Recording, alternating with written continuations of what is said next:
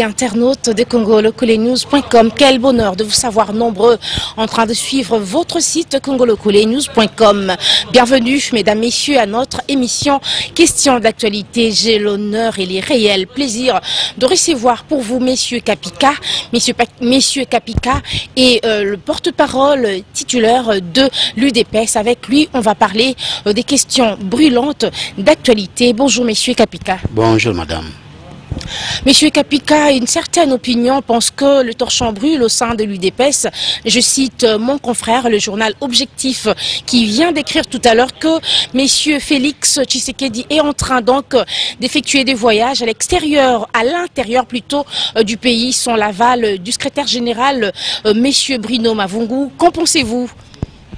Merci beaucoup de la question. Je crois que les torchons ne brûlent pas à l'UDPS.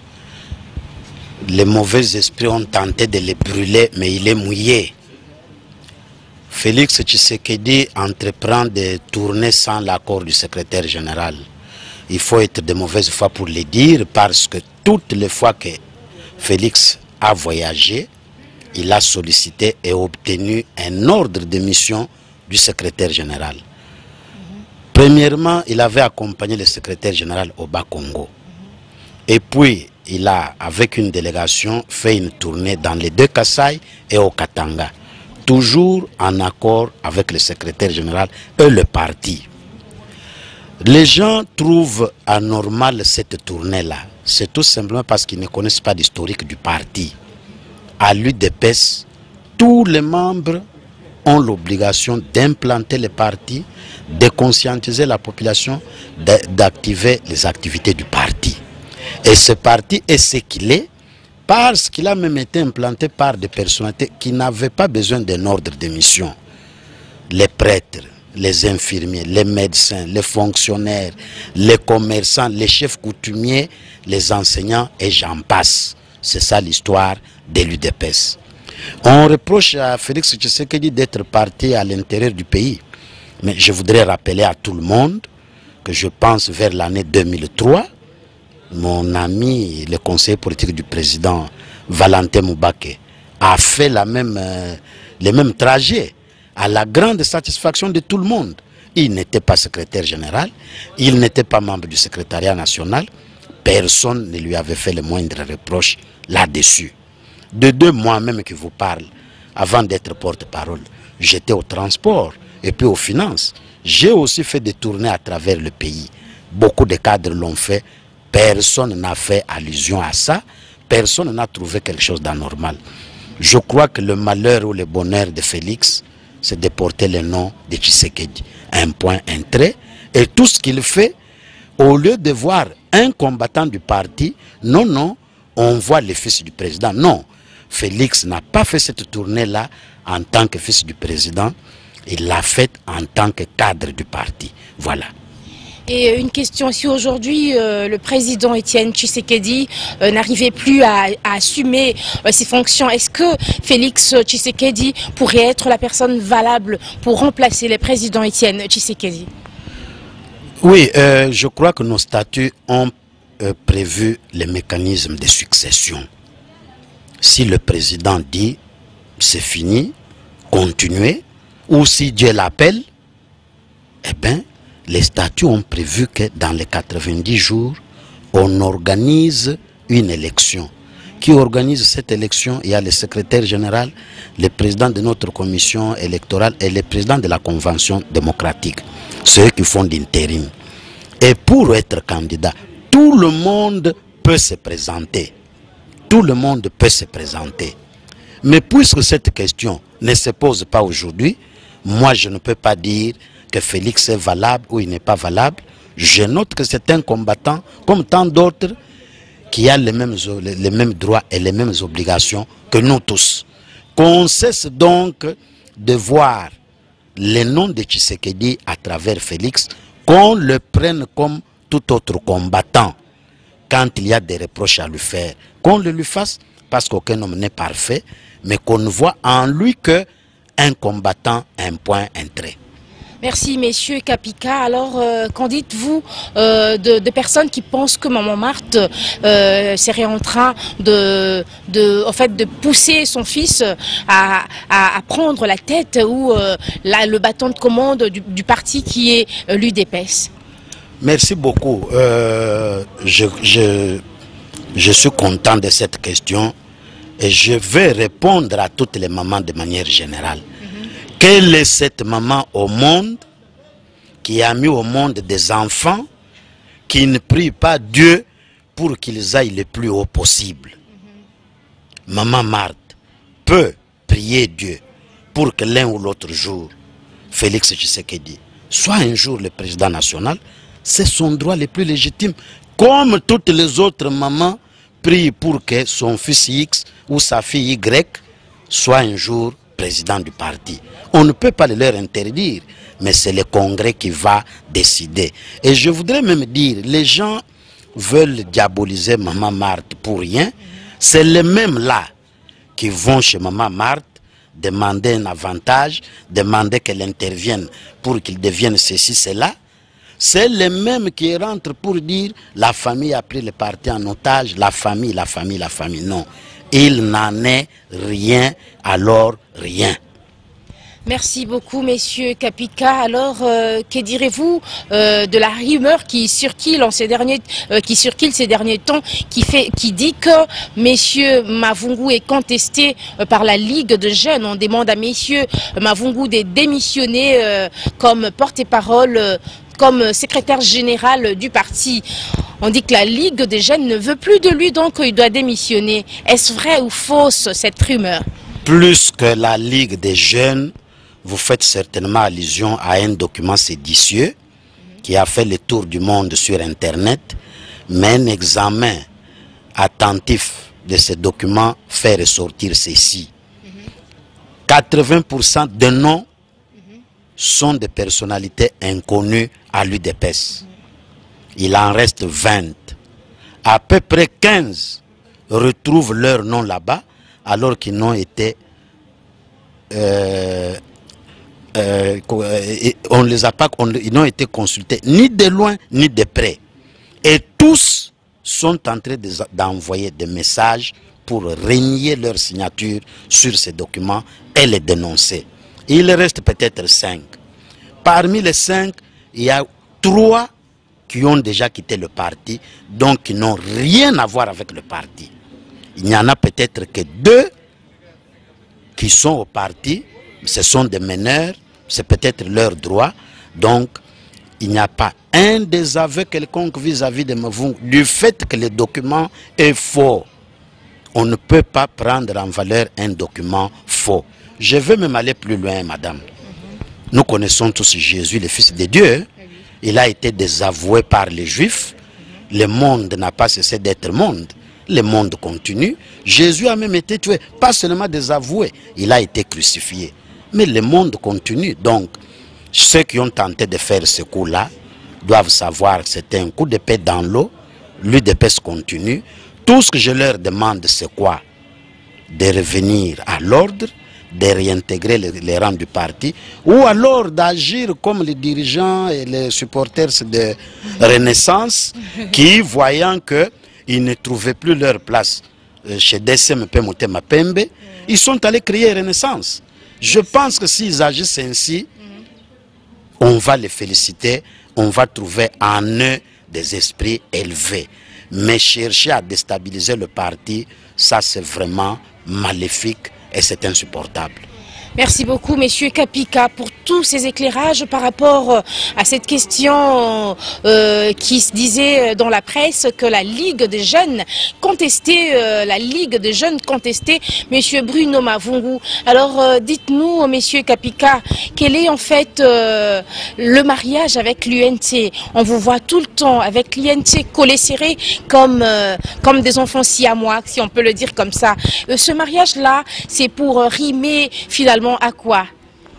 Merci beaucoup, madame. Je suis content que vous me posez cette question alors que nous venons de terminer une conférence de presse.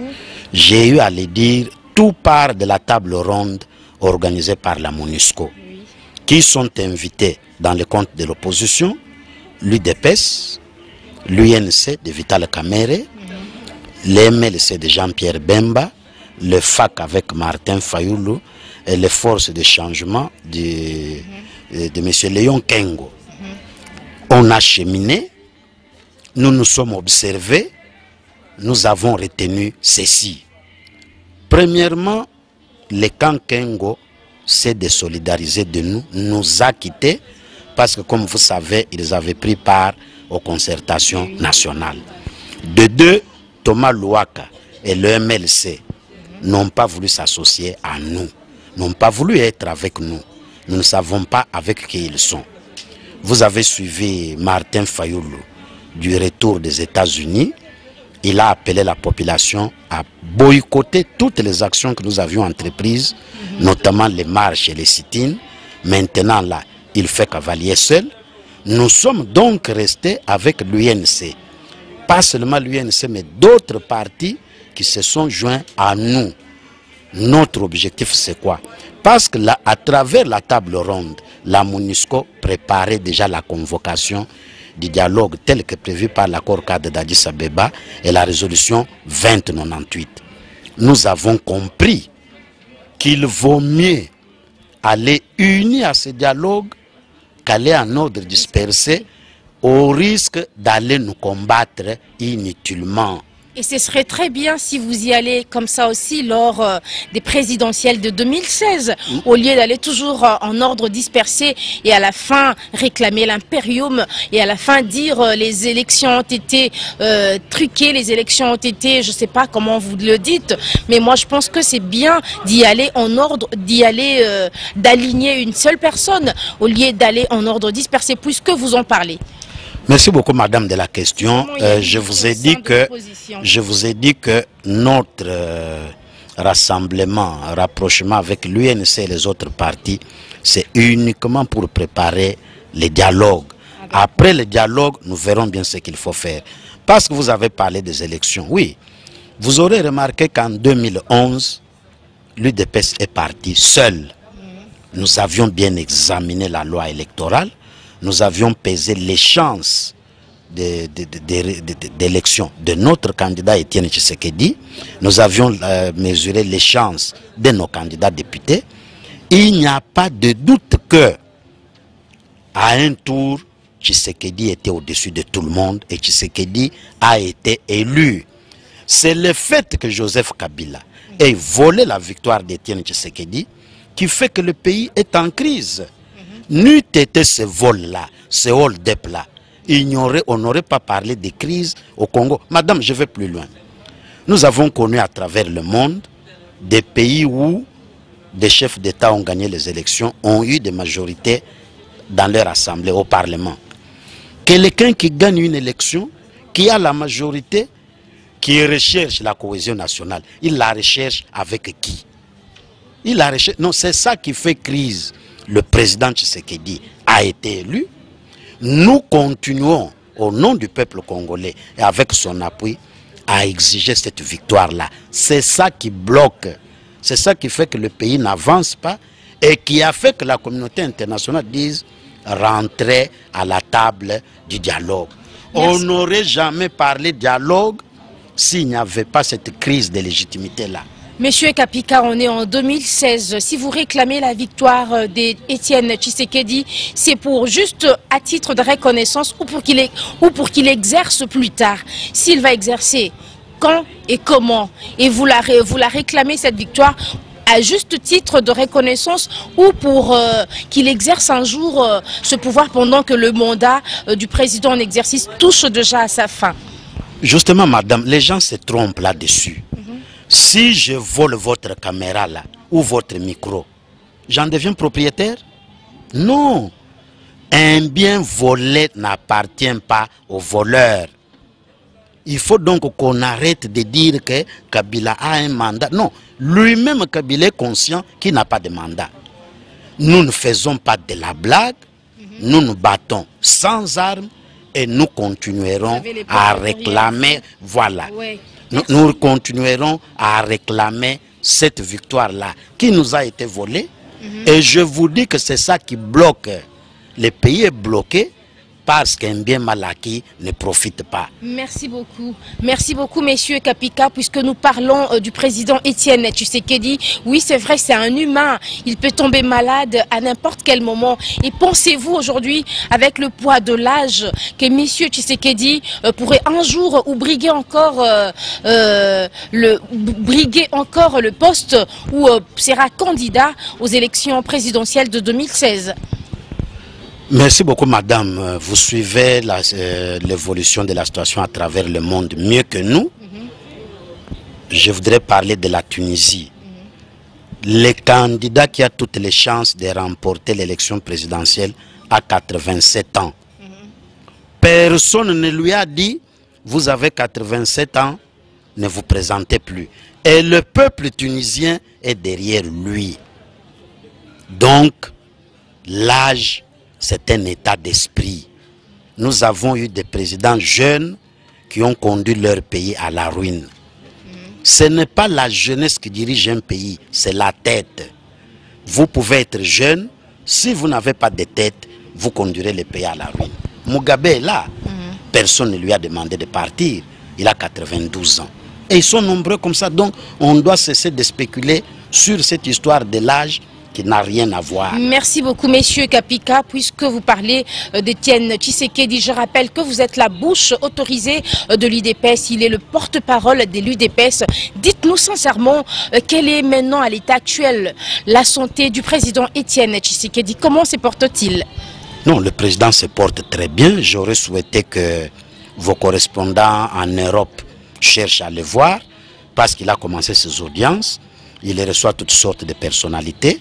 Et pour l'épauler dans son travail, il a fait venir le secrétaire général Mavungu qui va le rejoindre tout à l'heure là parce que maintenant il a un calendrier politique très chargé avant de pouvoir revenir au pays. Merci beaucoup, messieurs Kapika. Comme il s'agit des questions d'actualité, on va quitter l'UDPS pour parler de l'ONG Human Rights Watch qui a publié récemment le rapport sur l'opération Likofi 2 dirigée par le général Kanyama qui a fait état de 63 jeunes hommes morts et aussi quelques personnes disparues comme ça dans la nature. On ne sait pas où ils sont maintenant. Alors, le ministre de l'Intérieur, Richard Mouyej, veut bientôt lancer l'opération Likofi 3. Alors le droit de l'homme exige que cela se passe dans les meilleures conditions, dans le respect des droits de l'homme, qui n'est pas peine capitale ou qui n'est pas mort comme ça, comment on dit, qui n'est pas mort d'homme, que l'on puisse tuer de jeunes comme ça en cours de route puisqu'ils sont chégués, puisqu'ils sont bandits, puisqu'ils sont koulouna. Alors qu'en pensez-vous? L'opération Likofi 3 sera-t-elle la bienvenue?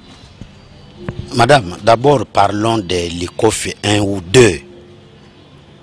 Nous avions initié une pétition adressée au Conseil de sécurité des Nations Unies, nous référant aux divers rapports de la MONUSCO et de Human Rights Watch sur les violations des droits humains, à commencer par les violences électorales, où des Congolais ont été décapités, éventrés, jetés au fleuve ou dans les égouts. C'est pour ça qu'aujourd'hui nous avons décrété 26 novembre, journée nationale du souvenir, en mémoire de toutes ces victimes-là. De deux, il y a eu la répression des marches des chrétiens le 16 février 2012. Le scénario était le même. Il y a eu le 10 mars 2013, je pense, du retour du président Tshisekedi d'Afrique du Sud. On a compté des morts. Il y a eu cette opération de Likofi. Nous avons intégré ça dans la pétition parce qu'il s'agit des exécutions sommaires. Vous avez lu le rapport comme moi, c'est inacceptable. C'est bien de mettre hors d'état de nuire des bandits, mais arrêtez-les, jugez-les pour les crimes qu'ils ont commis. Moi, je pense que Mouyej dont vous parlez, il peut poursuivre son aventure, mais qu'il sache que la justice internationale va les rattraper. Ce n'est pas un rapport signé MONUSCO, signé Human Rights Watch, voix de sans-voix, Assado qu'on jette dans les décombres de l'histoire. Non, il viendra un jour où tous ces gens-là qui tuent vont finir leur vie dans la prison. Mais ceux qui ont tué avec Hitler, on les pourchasse jusqu'à présent. Donc eux aussi doivent savoir qu'ils subiront le même sort. Où est Hissène Habré? Il est devant la justice. Qu'ils sachent qu'ils seront là. Aujourd'hui, on poursuit Blaise Compaoré avec le dossier Norbert Zongo, avec le dossier Thomas Sankara. Donc, quiconque tue au mépris de la loi doit savoir que la loi sera plus rigoureuse que envers lui que quiconque. Merci beaucoup, messieurs Kapika. Nous sommes arrivés pratiquement à la fin de notre entretien. Un dernier mot pour aujourd'hui.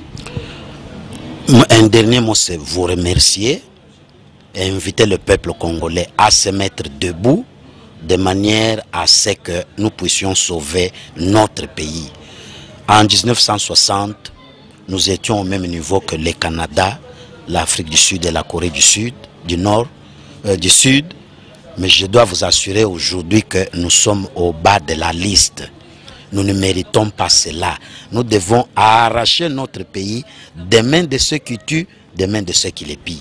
Voilà pourquoi nous organisons une grande marche le samedi prochain, 29 novembre, pour dénoncer toute tentative de tripoter. On veut profiter de la proposition de loi Sesanga pour mettre dans cette loi des dispositions qui feraient qu'on va organiser un recensement avec l'ONIP, où on a mis qui c'est l'Umanu, de manière à ce qu'on ne parle plus des élections que vers 2021. Que le peuple congolais se comporte comme le courageux et le vaillant peuple burkinabé qui n'a fait que nous précéder sur cette voie-là.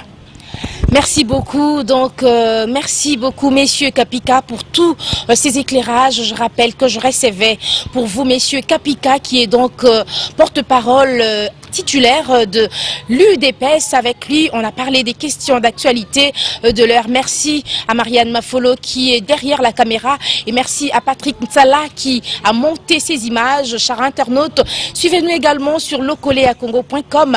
On se retrouve très prochainement pour un autre numéro des questions d'actualité. Merci pour votre attention à congolocolenews.com. Merci beaucoup, messieurs Kapika. C'est moi qui vous remercie.